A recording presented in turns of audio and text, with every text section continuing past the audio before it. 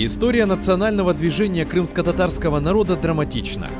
Активисты движения, люди разных возрастов и поколений, объединенные единой целью – вернуть свой народ в Крым, столкнулись с советской репрессивной машиной, жестокой и коварной. Очень близко. Судебный процесс Энвера Сеферова и Шевкета Абдурахманова 1961 года открыл счет политическим процессам крымских татар после сталинского времени. В этом цикле мы расскажем о некоторых резонансных политических процессах крымских татар 70-х годов. Процесс Айше Сейтмуратовой и Ленура Ибраимова 1971 года.